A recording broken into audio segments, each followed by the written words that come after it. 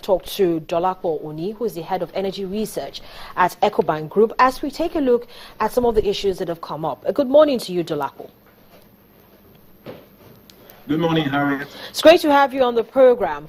Now, it seems as if we have a potpourri of issues happening in the oil and gas sector. But looking at the first half of the year, what does it tell us about what most likely will play out in the second half, which has already started?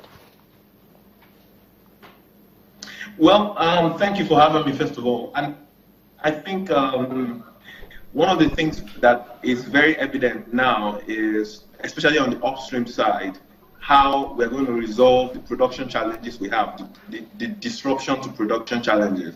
I think that one is clearly an issue that hasn't gone away, and we're going to have to address. The second thing, again, that's come up is still the issue of FX supply for imports of fuels, of petroleum products. We saw that we battled with that in the first half of the year up until February, March, and I think after the pronouncement was made by the CBN floating the currency, we assumed that had improved, especially after the NNPC also increased the price for PMS. But clearly, even though the price is right for PMS and for various other fuels, the FX supply is still a challenge. So that's going to be an issue. Those are two issues I think we're going to be paying close attention to in the second half of the year. But then we also have major challenge with regards to aviation. You heard me talk about it just a few minutes ago. Jet A1 is very scarce, and it's affecting operations for the airlines, and it's affecting customers as well. Yeah, it's the FX issue at the end of the day, because with the limited amount of supply that is available in the marketers have to choose between various fuels. At the moment, I can tell you for free that it's probably cheaper or easier to bring in PMS into the country, and you can also get very good margins for PMS, bringing it into the country. So as a result, we're more likely to see people bringing in more of PMS into the country than other fuels, where there's been serious competition and there isn't so much in terms of consumption. But PMS is like 60-65% of consumption. There's always a lot of demand for it. If you bring it, the filling stations will pick it up. So I think marketers are making those decisions. As a result, we're seeing that scarcity on diesel and jet fuel. So, but in the near term, something just really has to be done, because we can't have a chaotic situation in the aviation industry at this time when we're battling, trying to solve all the critical sectors, electricity for one, infrastructure, the roads for the other, and we're still talking about FX scarcity. At this time, is there anything, because if the oil marketers literally have that particular segment of the economy as a standstill, is there anything that can be done? Well, not within the oil sector, because don't forget, jet fuel is not regulated.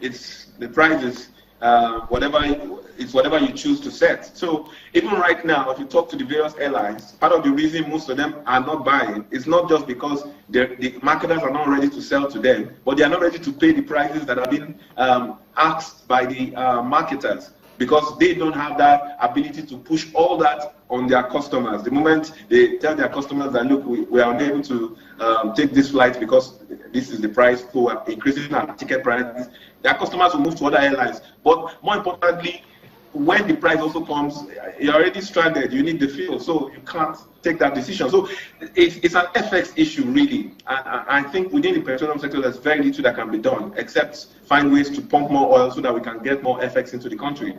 And on the upstream side, then we now face the issue of disruption to production. So what are the outstanding key reforms? Even though we're looking at the issues of disruption to production as being one of the main challenges in that particular sector, what outstanding key reforms for the upstream sector are yet to be resolved? For instance, we saw the PIGB, the Petroleum Industry Governance Bill, which was before the Senate at up until March this year. And I think they had to pause it after there was so much, I'd say, ruckus in the House over it, because there was a lot of disagreement around the exclusion of the Petroleum Host Community Fund. So I think they had to essentially push it aside. But that's a reform that started in the first half of the year, which has essentially been paused at the moment. I think that needs to come back up, and we need to address that issue. We also need to look at the fiscal terms for deep water.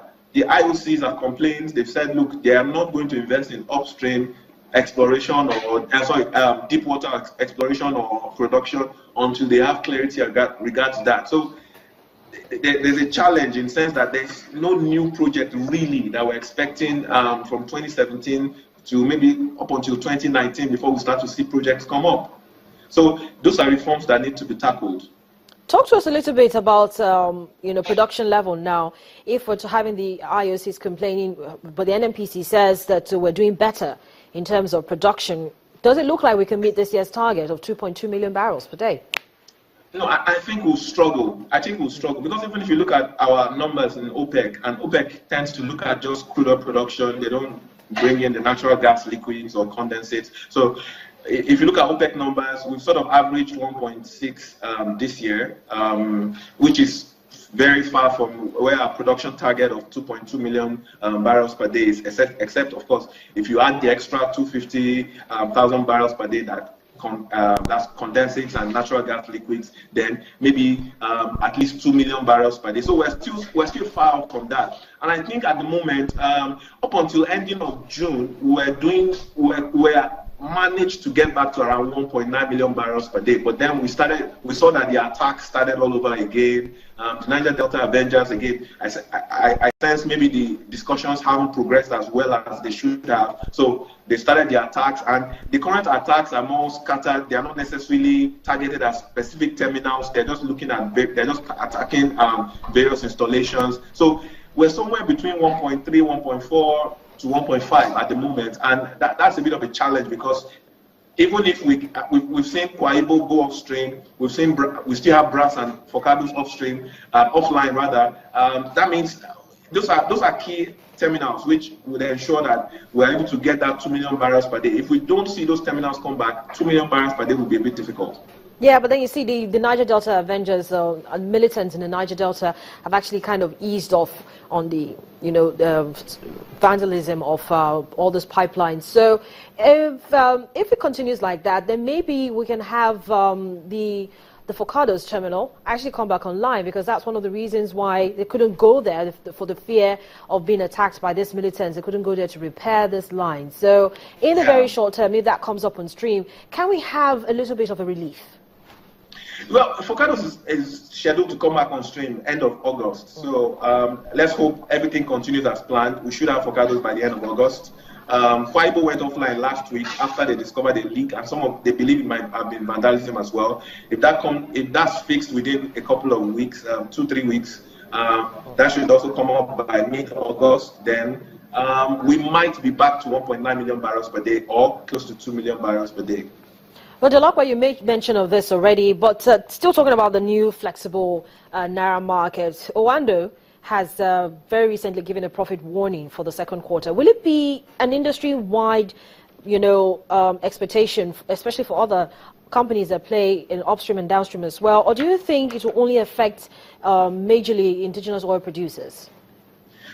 Well, yeah, I mean the FX. Well, I think for Owando particularly, it's not just the FX, and also the fact that I think one of their fields has also been affected by the recent vandalism as well.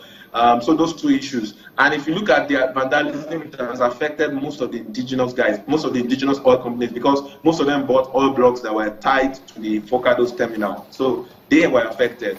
But I think on the FX side as well, that's still an issue that's affecting most of the oil companies, because even they have challenges sourcing adequate FX.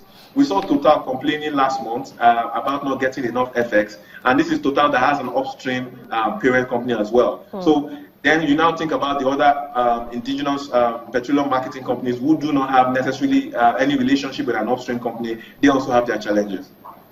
So it looks like they can't get Forex, but does it even seem like the banks are still lending at this time, or are they disposed at all to lending to the upstream oil operators? Well, to upstream, I can tell you that the banks are not very eager.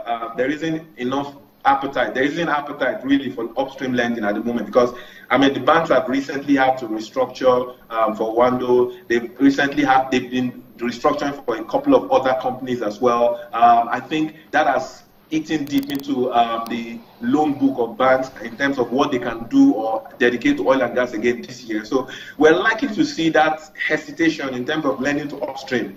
The appetite is still there for downstream. The only issue they have at the moment is there isn't enough FX to give to the downstream companies. So if the banks are able to source FX, I imagine they will keep on lending to the downstream because there is appetite for what they are importing. So let's see how it plays out. Dolapo, thank you so much for your thoughts on the program this morning. Thanks for having me. Business Morning returns in just a moment. Stay with us.